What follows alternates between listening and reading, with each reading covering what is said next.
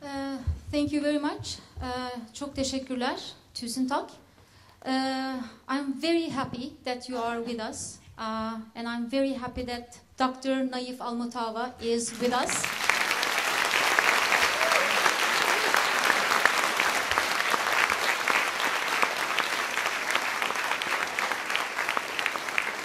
As you can see him in the film, he doesn't need to have an extra introduction, but you can ask him 100 questions.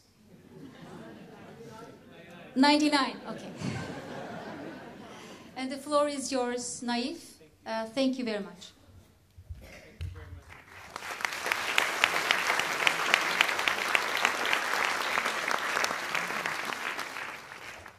Thank you very much for that wonderful film, Nafis, and greetings to everybody.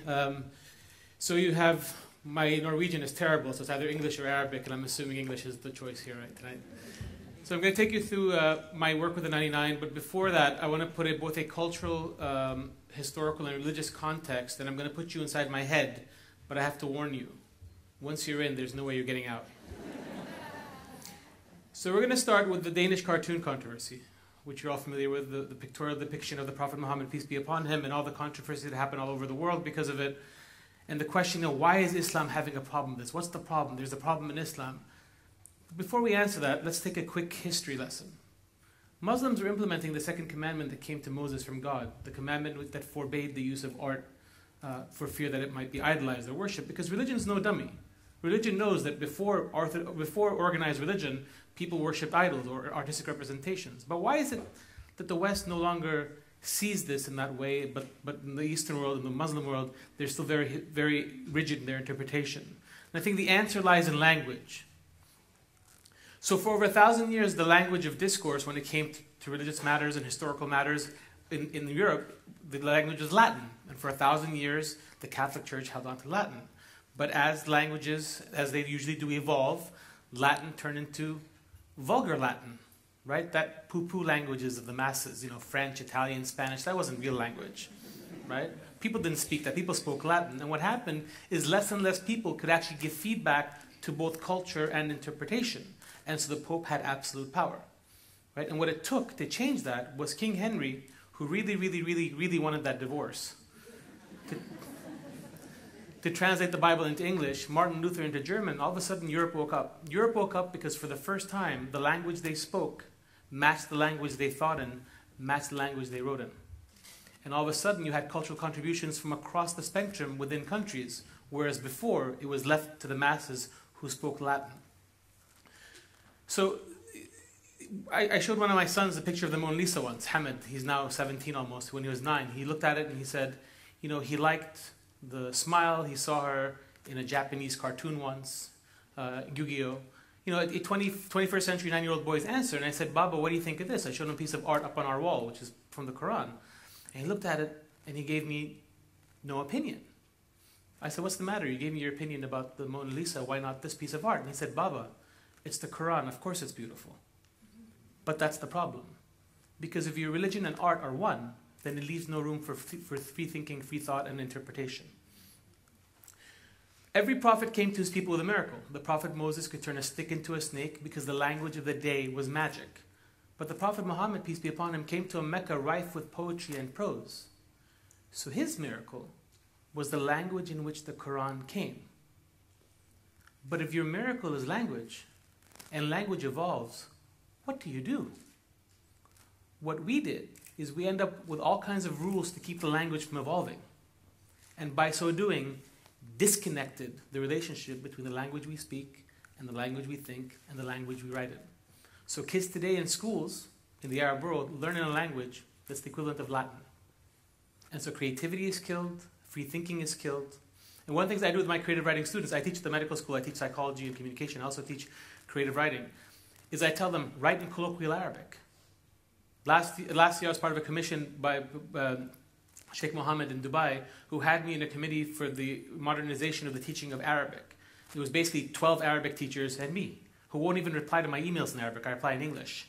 And they're all trying to figure out, why is this guy here? And I was there because Sheikh Mohammed is a forward thinker. He was interested in the way I thought, not in my linguistic skills. So I'm giving you this as a backdrop and also put it in perspective that 80% of Muslims train a language they don't understand. Think about how easy it is to manipulate. And the other 20%, most of them need an interpreter because the Quran is not in the Arabic that I speak in today. Okay, it's in Old Arabic. So I'm going to give you my first experience with writing that put me on the map. This series won an award from UNESCO in 1997. I had just come back from the US, came back home to Kuwait where I'm from, and when I got there, a man had just been fired from his job because of his religion. But that wasn't the bad part of the story. It gets worse. The guy that fired him gave out leaflets to the community apologizing that had he known this guy's religion, he wouldn't have hired him to begin with. And I thought, wow. So I wrote about this in an English newspaper in Kuwait because I write in English, and this is pre-internet, so nobody was really reading what I had to say. And then I wrote it, and then I was like, you know what, this didn't hit the spot for me, so I wrote and illustrated my first book, called To Bounce or Not to Bounce. About a land called Bouncy Land where everybody's round. In that society, they judge you based on two values: how high you bounce and how fast you roll. That's it. Okay? Main character is born as a half circle. He can't do either. He's ostracized. They make fun of him at school. He tries to change. It doesn't work. At the end, though, there's a flood. And in the flood, they can't bounce or roll anymore. But he's a boat, and he saves them one by one and forces them to reevaluate the importance of diversity. So I wrote this during the Rwanda crisis. Yugoslavia was breaking up. This guy had just been fired from his religion. So I wrote these big adult ideas. And then UNESCO comes and gives me an award for children's literature, and I become confused. Because I honestly did not write it for children. But, they say when life gives you lemons, make lemonade. So I wrote this. I got a 3-book contract. Book 2 came out about a land called Rainbow Land, where they judge you according to the color of your bow tie and where it is on the rainbow. So red is better than orange, better than all the way down to violet, the worst place in society. They have marriage laws in Rainbow Land. If you have a red bow tie, you can't marry anybody with a blue ribbon, because what does red and blue give you? Yeah, purple, the last place in society. Right? Cross-religious, cross-ethnic marriages. And he asked them why they live their life in that way. And typically people who do say God said so. But I can't talk about God because now I'm a children's book writer. So they point up to the sky, to the rainbow, and say it's the natural order of things. And he points to the reflection of the rainbow in the river and shows them what's on top is now on the bottom. That book did fine. Book 3 got banned. And I quit writing at the age of 27. Went back and went to New York. But book 3, the story is a land called Thailand where they wore ties. Not bow ties. And in Thailand, they had this law that you can never wear a new tie. You have to wear the tie of your father, who wears the tie of his father before him. Okay? But they're also huge. They're larger-than-life characters. They're big. So they go to visit. Bouncy Jr. goes to visit Thailand, and he gets there, and nobody knows why, but all the Thailanders, all these great people, are now the same size as everybody else. But because of their laws, their ties are disproportionate to their body size. So when they roll, their ties get under them, make them slow and inefficient. And when they bounce, their ties cover their eyes. They have no idea where they're going to land. So those that take off their ties in protest get shunned to a different part of the island. So he asks them why they live their life in that way, and he points to the law in the book that says, and he says, that doesn't say that. It says you must wear of the ties of your fathers, not the ties. So they get every tailor in town, every tie in town, and from the same material, they cut out new ties to better serve their modern day needs. So I get asked the Ministry of Information, I was 26 years old, this is about the Quran, isn't it? And I said, huh? I said, I wrote this for my first son because at some point there's going to be this tradition modernity thing. You think somebody reading this in Tokyo or Russia is going to think Quran? It's about, I said, my books are designed to reflect the reader's mind. Clearly, it worked. It's on your mind. Didn't work. I quit writing. Went to New York, did my doctorate. Worked at Bellevue Hospital in the Survivors of Political Torture program. Because I speak Arabic, my patients came out of Syrian prisons, Iraqi prisons. People have been tortured for all kinds of reasons. But the story I kept hearing again and again was the story of a boy who was taught that his leader was his hero, only to then be tortured by that hero. And that idea, that the breaking of what it meant to be a hero, what it meant to be a man, resonated in every story I heard. I took a break after doing that for 2 years. It was intense work. And a month or two after that, 9/11 happens, and I find myself at a crossroads. I'd always been one of those people that always complained, why is Islam being represented this way? Why is it that there are no good stories out there? And then something happened, basically, for me, where I decided to be part of the solution, not part of the complainers. I have 5 young boys.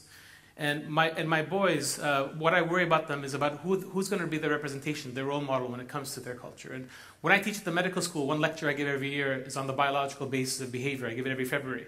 And in February, I give out articles, one from the New York Times, one from New York Magazine. I take away the name of the reporter, the name of the city, everything's gone except the facts. And I ask them to read them out loud. The first story is about a group called the Party of God that wants to ban Valentine's because, in case you didn't know, Valentine's are Christian saints. Shh. Okay?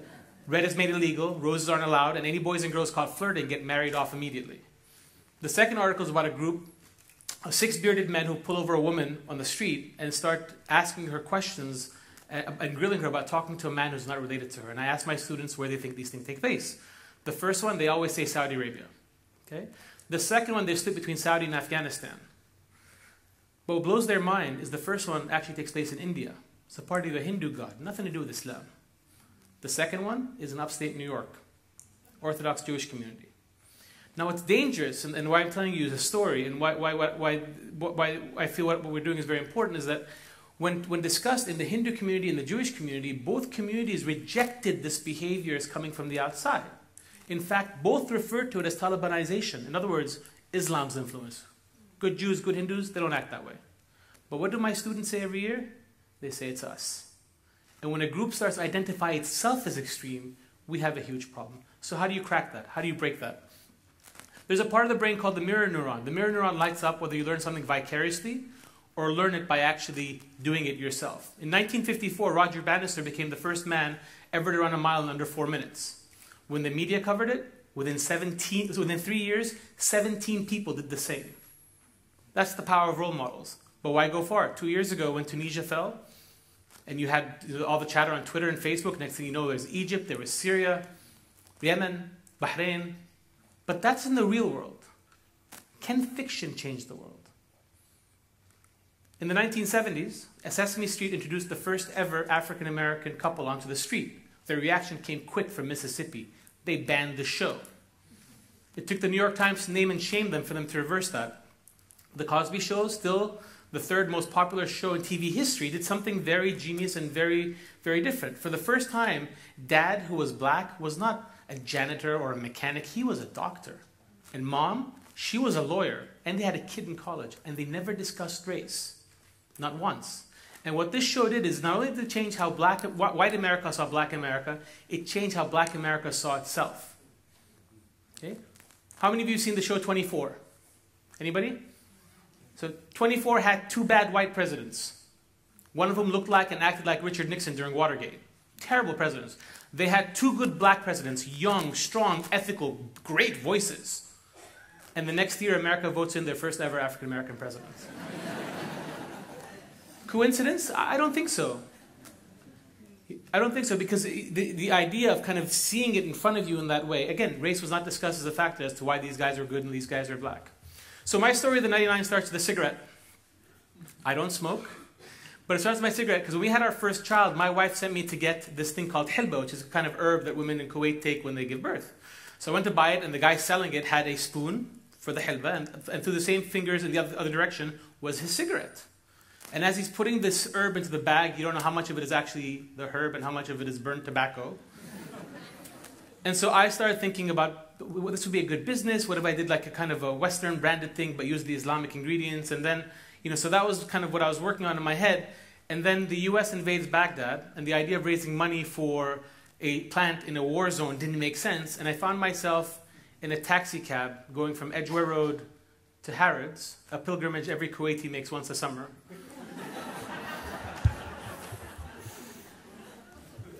And in that cab ride, my sister had been asking me forever to go back to writing for kids. And I had never expected, the first 3 books, I didn't want to write for kids. I just kind of accidentally got named a kids writer. And I was like, no. I had just done 3 master's degrees, including an MBA from Columbia, did my doctorate. I was going to go do something else. And so I wanted her to shut up, but I couldn't say shut up because my mother was in the cab. So I said, Selma, for me to go back now, it's got to be something that has the potential of Pokemon. Otherwise, it just doesn't make sense. So I said Pokemon as a way to say shut up. She understood, she shut up, but then I started to free associate. I said Pokemon. My next thought was there had been a fatwa against Pokemon. It's not allowed to my part of the world. My next thought was, my God, what's happened to Islam, and who's making these random decisions for my children? My next thought was of Allah, and how disappointed He must be. My next thought was that Allah had 99 attributes, and ironically, when I got to Harrods, I had the idea. And I turned to my sister and said, what do you think of this? She loved it. I gave her a small piece of the company as a thank you, didn't let her draw. And I ran with it. I went out, developed a pitch for my investors, and the pitch went like this. I said, if you look at the superheroes that exist in the world today, this is back in 2003, they're basically based on biblical archetypes. So like the prophets, all the superheroes are missing their parents. Batman's parents die when he's 6. Spider-Man's raised by his uncle. Superman's parents die on Krypton. All of them. And all of them, like the prophets, have a message delivered from above through a messenger. The prophets get it from God through Gabriel. But Peter Parker's taking that photograph when the spider comes in from above and gives him his message through a bite. Batman sees a bat flying over his head and sees it as an omen to become Batman. Superman is not only sent from Krypton, or the heavens, to Earth in a ship from his parents to new parents, the story of Moses on the Nile, but you hear the voice of his father, Jor-El, saying to Earth, I have sent to you my only son. And the reason for that is because there's a Western conspiracy. I'm kidding, relax. The reason for that is the Bible is known as the greatest story ever told. And so what Hollywood does is they build new stories on older architecture. So it feels familiar, but it's also exciting at the same time because it's new. My pitch to my investors is nobody's done this with the Quran except the bad guys. Let me get in, lift some concepts, secularize them, and build this brand out of Kuwait. And I tell them now the only person crazier than me was them because they funded me. That first round I raised $7 million. And I tell people of all my accomplishments, the one I'm proudest of is I'm the only Kuwaiti that went to Beirut and actually came out with money. So this is 2003, Baghdad had just fallen. Well, in 1258, Baghdad fell. It's a story that everybody in the Muslim world knows. The fall of Baghdad, 1258. The Mongols came and invaded. All the books from Dar al-Hikmah library got thrown in the river, and the river changed its color because of the amount of ink in it. Story told and told again for centuries. I decided to rewrite that story. In my version, when the Mongols invaded, they came specifically to destroy the library. It wasn't an afterthought. But the librarians got together an alchemical solution that would mix with 99 stones, could save all that culture from the books. And those books were not just Muslim books. They were Jewish books and Christian books and Greek philosophers, because the caliph at the time had told his advisors to translate any books they get their hands onto into Arabic, for which he paid their weight in gold. In fact, after a while, the advisors complained. They said, Your Highness, the scholars are cheating. They're writing in bigger handwriting to get more gold. And they said, that's okay, because what they're giving our culture is worth a lot more than what we're paying. So this idea of openness and freedom of thought and mixing ideas was very much part of the tradition.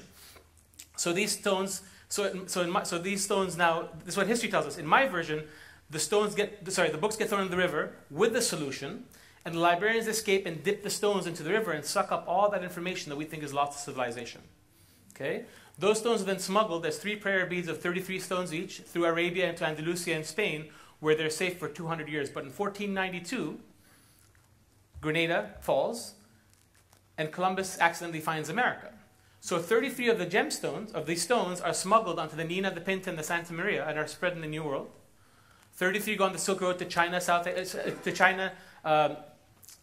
and Southeast Asia, and 33 are spread between Europe, the Middle East, and Africa. And now it's 2014, and we have 99 characters from 99 different countries, each of which having one of these attributes. So the 99 is based on the 99 attributes of Allah in the Quran, things like generosity and mercy, and we'll go through some of the characters. So here's a group shot of the 99. So the 99 attributes of Allah have a yin and a yang, right? There's the powerful, the hegemonous, the strong. There's also the kind, the merciful, the good. And early on, I made a decision not to have the boys be all kind of strong and hegemonous and the girls be all nice and kind.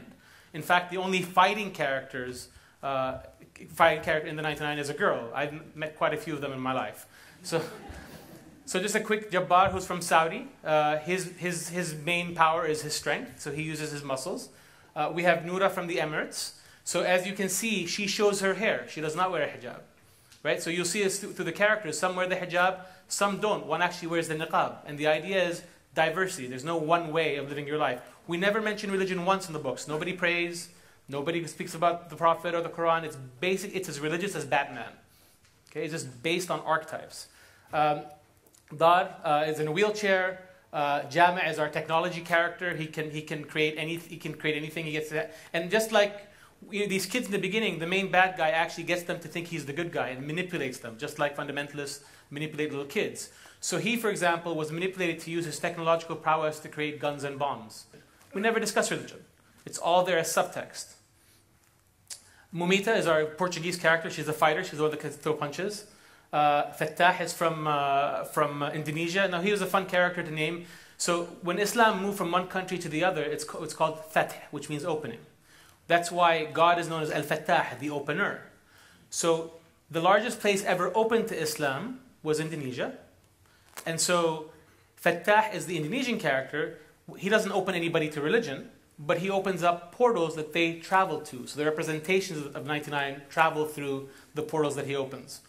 Raqib from Canada, this is Raqib. He's 40 and wouldn't let go of his powers. The bad guys got him. The idea here is you always have to pass on your stone to the younger generations. Okay, so it's in the hands of the young. So he ends up getting zapped in season 1, and we have a younger Raqib that comes up. Ba'ath is from Jordan. Alim from Qatar. Batina. So when I named, I came home to my wife, who's actually here with us in the audience. I came home to her and I said, Drilla, I created a character after you. She said, show me. So I showed her Batina. She said, that's not me. I said, they're your eyes. You're so greedy. They're her eyes, I swear. Bari from South Africa, Rafa from Turkey, Hadia from Pakistan, Mujiba from Malaysia. She can answer any question that exists. Jalil from Iran, who likes to play with fire. You've heard me make the comment about him. Samda from Libya, Wasa. These are the ones that came up in season 1. So basically the characters, they're different ages, but mostly young. And they work together in teams of 3. And the reason for the number 3 is Carl Jung spoke about the importance of 3 in all cultures. But also within Islam, there's this idea that you don't leave a boy and a girl alone together because the third person is temptation or the devil. So I thought, 2 boys and a girl, 2 girls and a boy, 3 boys, 3 girls, no problem, right? Well, silly me, because somebody wrote something online accusing me of having been sent by the Pope from the Vatican to preach the Trinity in the Muslim world. So, you believe what you want, I gave you my version of the story. So some of the themes of the Arab Spring have been part of our series for the past 7 years. For example, Jabbar, the Saudi character who you met, actually 200 years ago, the same stone was in the South African's hand, and 500 years ago, it was a Mexican. Right? But before, there was no internet. They couldn't connect with each other, the 99. So the bad guy, who, by the way, another theme from the Arab Spring, is 500 years old and won't let go of power. He's the one that's out there taking the stones away. But now he's not able to. Now they're able to find each other and fight him. We got amazing media coverage from the whole world, thousands and thousands of articles over the past few years, and part of this was hard work, but a big majority of it, as it usually is, was just blind luck. 2005, I cornered a journalist from the New York Times at the coffee machine in Dubai during the Arab Thought Foundation, and I had this idea, and I pitched him, and he said, Naif, I'll write about this. It'd be a paragraph in the art section, but it could be next month, next year. Islam and cartoon, that's not timely. Nobody wants to hear about this. Maybe in 6 months, we'll see.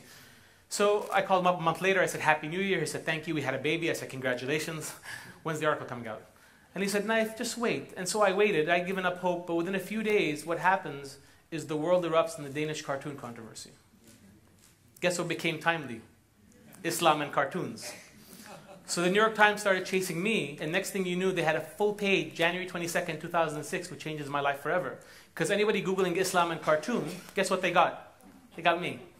Right? And that led to the attention all over the world, which led to the 99 comic coming out in several languages, in Indonesia, in Turkey, in China on mobile phones. Led to the 99 Village theme park, which launched in Kuwait. It's only 300,000 visitors a year. It's not Disneyland, but that's 10% of our population. Led to back-to-school product deals in both Turkey and Spain. Can we get the sound on, please, for the next clip?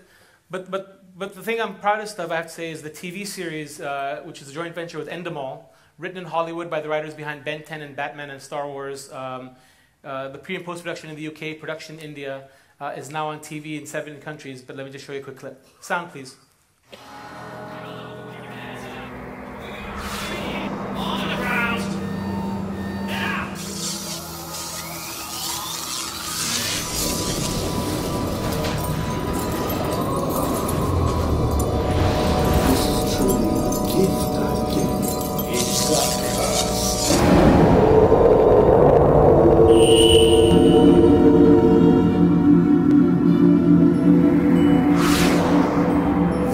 Stone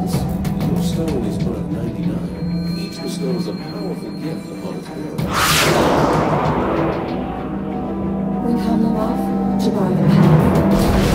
My needs focus more than others.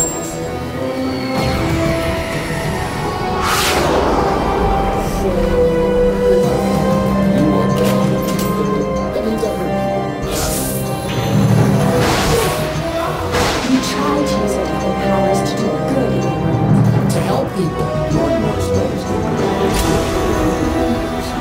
It will only attract people who exploit you. It's pretty clear. I'm part of something bigger. A new family.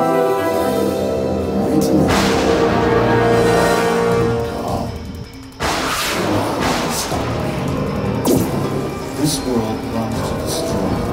The ones who are willing to crush dissent and impose their will on the mindless masses.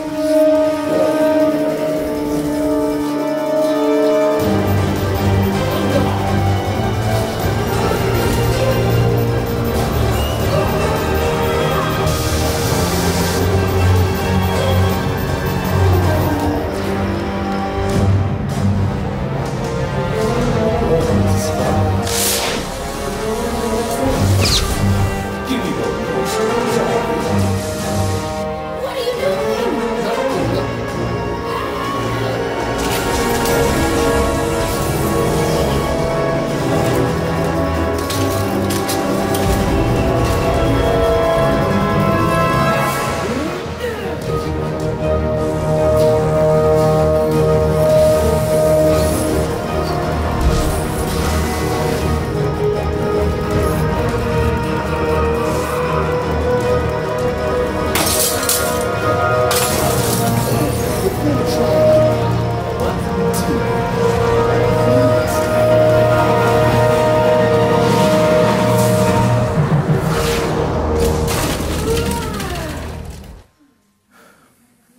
So, thank you.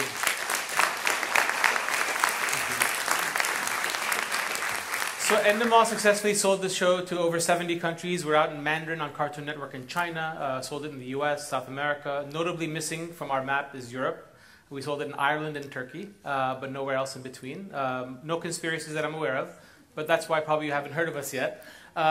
We also did an amazing thing where DC Comics cooperated with us, and there's these books that has Batman, Superman, Wonder Woman, and the rest of the Justice League working with my characters. So the first time in 15 years they do this. The last time they did this, it was with Spider-Man and X-Men. So it's a pretty big deal. And in these storylines, the 99 and the Justice League don't trust each other in the beginning. In fact, Superman punches one of my characters early on.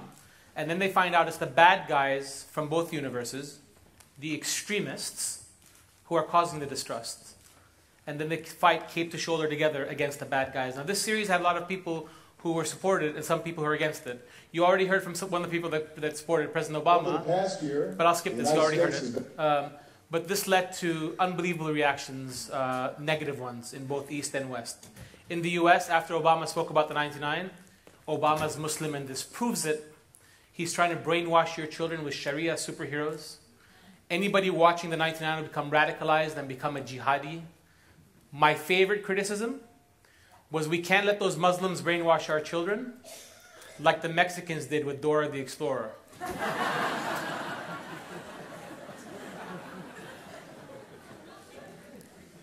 Believe it or not, this led to our delay of broadcast in the United States of America for 4 years now. And we were able to come out on Netflix 2 years ago, but the cable rights, which are bought and paid for, the station did not broadcast yet. They have it for 1 more year. And this really hurt us materially. But I thought they were being silly. It's like, what, what's the problem? So what if people are upset? And then this show came out a year later called All American Muslim. Documentary show, 5 people from Detroit. She's married to a non-Muslim and her parents are giving her hell. He's a dentist, she's a teacher. Just 5 human stories. And the same guys who attacked me, who attacked the show, who are by the same people that Anders Breivik repeatedly mentions in his manifesto, came out and said, that's right, some Muslims are peace-loving, but most of them want to spread Sharia law in America. And 2 major advertisers pulled their money from this show, which led our broadcaster to feel smart because had the show come out, they would have lost money too. Right? So this vicious circle. I got to the point where I was labeled an evil Arab American terrorist, to which my reply was, I cannot believe they called me American. At least get your facts straight if you're going to insult me. But in the East, I became under attack. I get bullied, that I'm a Zionist, Mason, apostate, you name it. I've been called it. Some heavy campaigns. The last one was actually very unsettling. But this led to a lawyer in Kuwait who is suing me for heresy, for being an apostate. This was submitted 2.5 months ago to the Kuwaiti Public Prosecutor's Office. I have not been called in for questioning yet, which, according to my lawyer, means they probably just threw it out. But then 2 weeks later, I get a fatwa from Saudi for the 99, signed by all 7 of the major clerics there, which was a bit strange, because this 99 has been legal in Saudi for 6 years. It's been on TV for 2 years, repeatedly. It stopped airing 6 months ago, and the fatwa came out 2 months ago. So it's strange, but it's also an indication of the impact that we're making, right? Because this game is all about mind share, right? And the thing is here, both groups that attack me want to control what Islam means. And if you get in there and get enough following for something different, it scares them. And I think that's where we're at. These are my 2 sons, or 2 of my 5 sons, whose grandparents live in Saudi Arabia. And we were on our way to visit Saudi. And the reason I tell you this story is Rakan, my baby, he's now 5, he was 2 in the picture.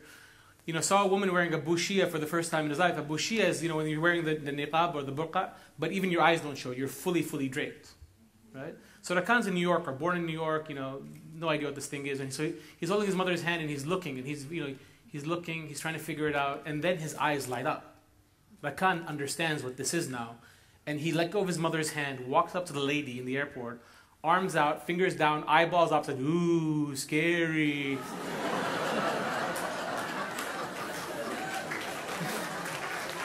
And thank God she laughed, I mean, if it looks like it's from Scooby-Doo, right? It might look. But the thing is that we all think in that way. Every single one of us takes new information and puts it into existing schemas in our minds. All of us do it, adults, kids, because it's easier. Why go through the trouble of creating a new place to put some information? We have a saying in Arabic that when you're bitten by a snake, you become afraid of rope. There's a similar saying in English, once bitten, twice shy. And there's no denying that terrible things have happened in the name of my religion. But the thing is, if we keep taking anything, even positive, and sticking into the same bucket, then we're doing a lot more harm than good. This is how the 99 started. It's the back of a Howard Johnson menu. On the other side, there's a picture of a cow, eggs, and don't tell anybody bacon. It's just a picture. But this is how it started. This is at the height of it. We had over 1,000 people working on 4 continents, raised almost $40 million in financing for it, and took it from an idea in a cab to global television. But it's not been easy. Lots of ups and downs, a lot of downs, a lot of attacks. But this is one of the stories I want to tell you is when I was in 2010, I thought we were dead. I thought the 99 was over. One of the major funders who had committed money decided last minute they were out. I had 3 months left to live with the cash we had. Season 1 was not finished. I thought it's over. Now, the World Economic Forum, I've been fortunate that they twice recognized me, both as a social entrepreneur in 2009 and as a young global leader in 2011. So I get to go to Davos, stuff like that. I get to go for free, which is nice. They pay for it. And so one of the people I got to meet and got to know is the CEO of the largest investment company in the region, actually the 6th largest in the world now, Abraj Capital. I cornered the CEO. I knew in 2004 I went to him for funding. He said no, it was too early. They didn't fund startups. In 2007, he turned me down again because I already had a term sheet from another major investor. And now it's 2010, I thought we were dead. I cornered him at the World Economic Forum with his friends. And I thought, Naif, you tried the same strategy twice, try a different one. So I went up to him, chatting, and said, "Hey, Arif, I heard you came here on a private airplane. Is it true?" He said, "Yes, why?" I said, "This may be inappropriate, but can I fly back with you?" He said, "You don't live in Dubai?" I said, "I live in Kuwait. It's an hour away. I'll figure it out." He couldn't turn me down for his friend. He said, "Okay, come." So I had him and his team on an airplane. They had nowhere to go without a parachute for 8 hours, and I pitched them. And we finally got the money from them, which led us to be able to finish the work that we were doing. So it hasn't been easy, but a lot of ups and downs. Now, I started telling you that in the beginning, I was inspired by Pokemon, and I was hoping that one day the 99 would get to the point where they're on the cover of a major news magazine. And 2 years ago, in one of Newsweek's last editions, the 99 got on the cover. But if you compare that to how Islam usually is positioned on the covers of magazines, you can see that we've come a long way. Thank you very much, and happy to take any questions that you have.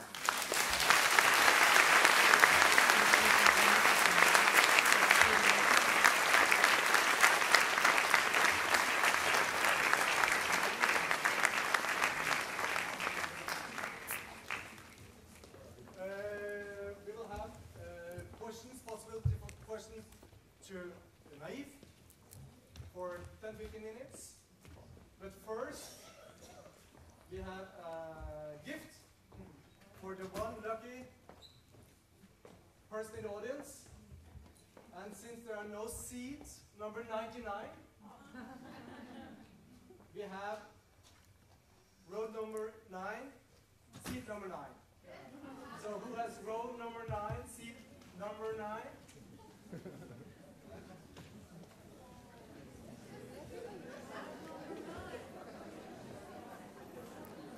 By the way, they're all available online on the 99kids.com or the 99.org. You can download copies. Congratulations.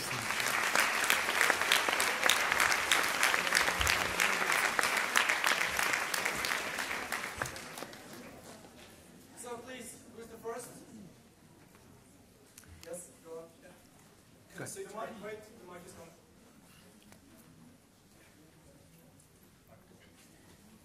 Considering all Speaking to the mic, please. yeah,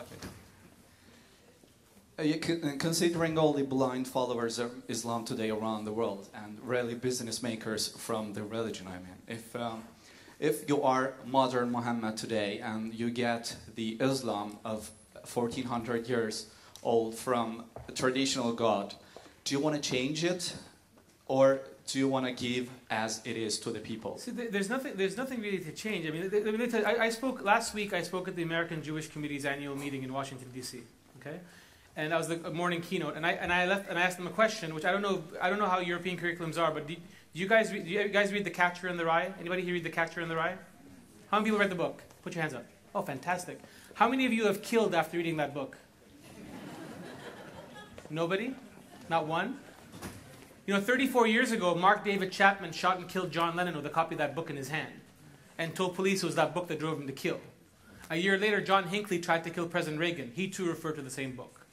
According to Wikipedia, 60 million copies of that book have been sold, but only 2 violent crimes have been linked to it. So whose fault is it? The book or the interpretation? Or the fact that these people thought that the writer was talking directly to them? Are there crazies in Islam? There are the same percentage of crazies in every place, I assure you. You know, so the problem is not the religion, the problem is interpretation. I mean, if the Catcher in the Rye can lead to kill, anything can.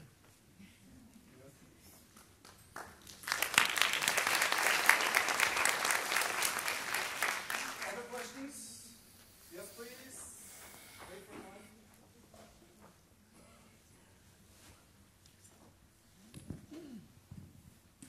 هاي شكرا هيف على حياك الله. لا أهلا وسهلا فيك. I will ask We were in talking about the rest English. of you. No, I'm kidding. Yeah. I'm just a little bit concerned about the contents of your comics. So would you just say a little bit about it? I'm just Have you read Batman? I just watch it on the TV, and Okay. I'm just a little bit concerned about violence. What are you concerned about? Violence for okay. teaching violence to Okay. children, Okay. and I just watched some of them. You know, Batman and Superman and Spider. I'm a little bit concerned because I'm a mother. Sure. In the first place. Thank you. Good question. So the 99 is not Barney. You know, it's not meant for like, you know, let's hold hands and be all loving, because I think telling kids that that's the way the world is doing them a disservice. But what we do is this. So only one of the 99 actually uses their fists, Mumita. Jabbar uses his muscles, but Alim uses knowledge, Mujiba answers questions, so Noura uses light, and you always need 3 to send it to every mission. So they average each other out. So for example, in issue 10 of the 99, in the comic book series, Jabbar wants to solve the problem with his muscles, but Widad, who comes from love, solves it using love, and he gets upset. Right? And the message is just because you have the muscles doesn't mean you need to use them. So we reinforce these ideas and these values, but we don't do it by being absent of all violence. You know, you saw a few minutes there, that's like that's a trailer, it's the bad guy. I mean, that's, you know, but that's not, the content's not all like that. But if it does happen, it's reinforced that violence is the wrong thing to use. And in fact, we introduced the Syrian member of the 99 2 years ago, Rahima, which means the merciful one, because Syria really needs mercy. So in season 2 of the animation, we send Rahima out to Mumita. Every time Mumita wants to throw a punch, Rahima, calms her down. Yeah. Any more? Yes, please.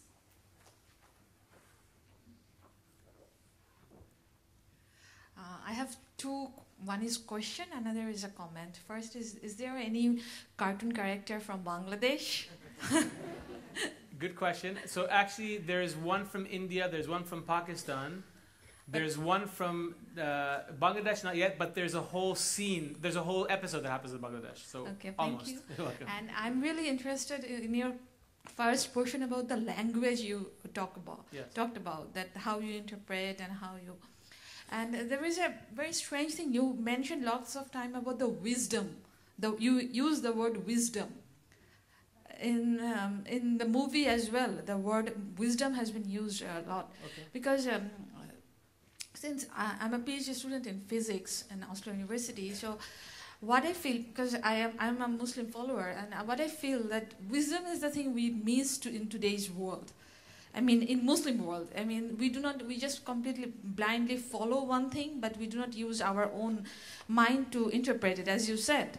And since the first word in Quran is ikra, which is the meaning of, we interpret it as read, but it should be, according to me, it should be use your wisdom. Yeah. And since that is the first word that comes from heaven or what you said, but we actually do not follow that word. We do everything else, but do not use our wisdom. So that's my comment. You know, growing up, I'm from a family that has some liberal thinkers and has some not so liberal thinkers.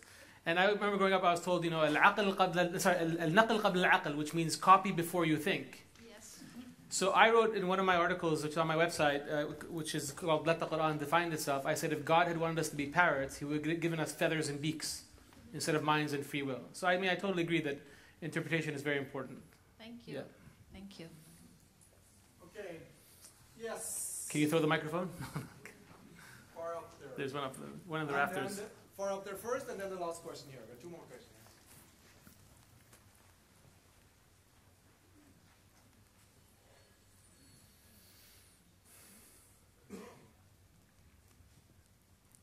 Hi, it's more a comment to the concerned mom. When you were mentioning, questioning the violence within the 99, you also said that you watch the DC comics, you watch Batman and Superman. That's actually an issue that the DC comics, also Marvel comics, have dealt with throughout, since they were created, and actually, throughout the 40s, 50s, 60s. There was a ban, there was an issue. They thought they were too violent, and also with Batman, they thought him was too gay. I mean, exactly. I mean, it was in Congress. Why else would 2 men in tights be living with each other? Yeah. Batman and Robin. So it's there's always been an issue with comics, but also it's today there's also the issue of games. There's video games. There's everything else. There's on the internet, and also with cartoons and movies with all the violence. It's it's already out there. If you got if you got the 99, that kind of tries to create some more diversity and kind of creates some role models for Muslims, it's a good thing more than the violence, because that's everywhere else. It's Hollywood, everywhere else in all the movies. Cartoons have gone through this before. They still go through this because there's all the violence, be oh, there's violence. So if you have that issue concerning the 99, there's millions of mothers and parents that had that issue before and today about other cartoons and games. Thank you very much. Question? So, the last one. Okay. First, I would like to thank you very much for a very interesting and nice film and a very nice talk. In the film, we saw that you were dealing with a lot of people. You are making also kind of therapist talks and using narratives and things like that, and I was really fascinated about that. Could you please elaborate a bit more on how you proceed, what kind of people are you inviting into this, and so on? So I own a clinic in Kuwait. I have 25 psychologists who work for me, but I'm trained in New York, very psychoanalytic, very psychodynamic way of thinking, which is basically about it's storytelling, really. I mean, and so for me, what I was talking about there is that, when somebody comes to you in a therapist's office, they have an issue, right? And it's usually the issue has to do with perceptions, how they see themselves, how they're seen by others, and somewhere in the middle there you do your work. But I wasn't happy with how Islam saw the West. I wasn't happy with how the West saw Islam. But more important than those two things for my children, I wasn't happy with how Islam saw itself. So I decided that after getting my doctorate, that's where I was going to practice. I was going to practice on one patient. I was going to practice on 1.6 billion, right? And so what I try to do is, because when you can start, see, if you tell a child enough times that they're stupid, they start believing they're stupid. You tell them enough times that they're a terrorist, they're going to start believing that too. So how do you change that? How do you change the story? I mean, the Chinese have a very successful thing they're doing now called, it's a TV show that attacks the concept of a woman who is called a leftover woman, Xingyu, somebody who's not married in her 30s, she's considered a leftover woman in Chinese culture. So they have these TV shows now that show this woman as a victorious woman because she's accomplished all these things like job, career, etc. You know, so the idea is kind of using the therapeutic mindset of changing perception of one towards themselves, but applying it on a mass culture basis. Based on the case studies I shared with you, the Cosby Show did the same thing. I don't know what they were thinking, but that's what they did in the end.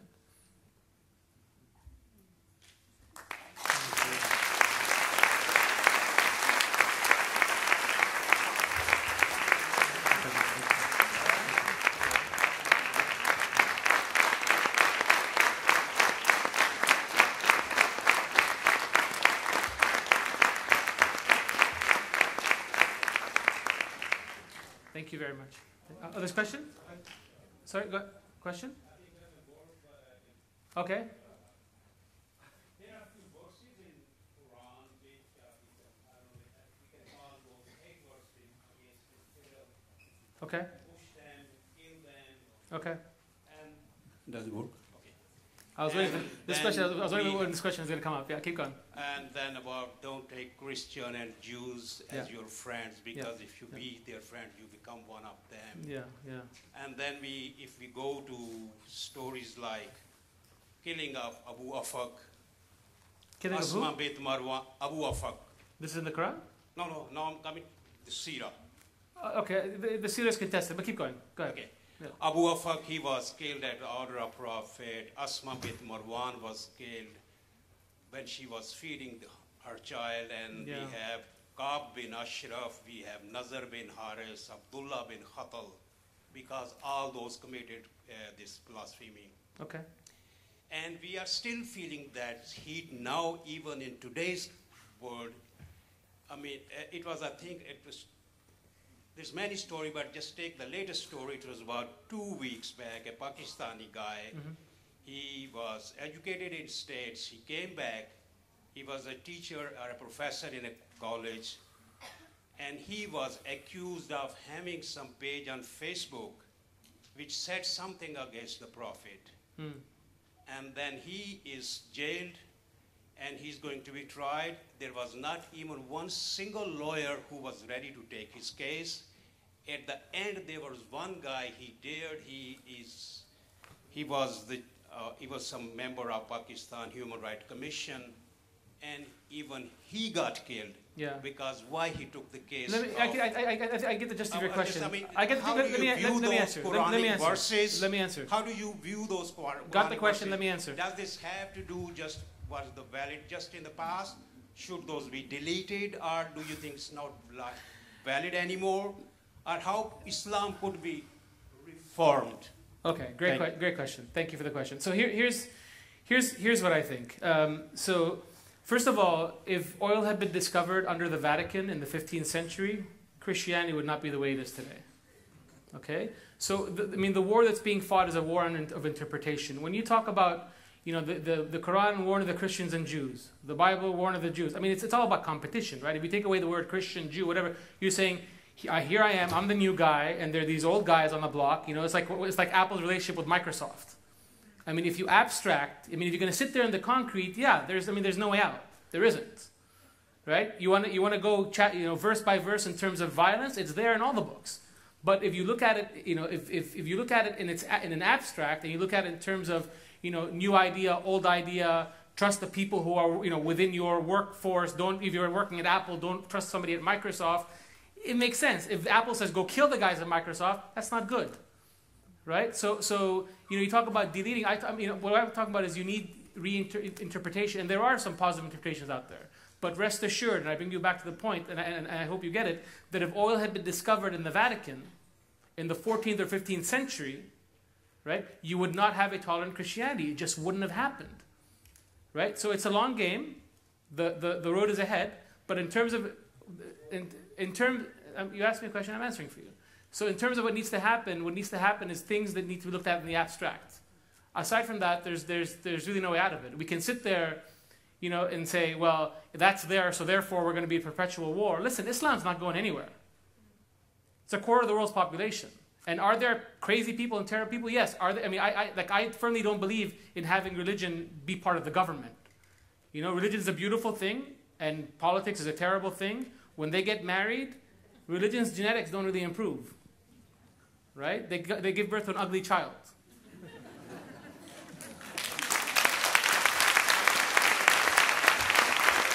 Okay, we have to finish here. Thank you so much, Naif. Thank you all for coming. It's actually a new film going to be shown here in the theater, so we have to start moving out of the theater. Thank you so much, all of you.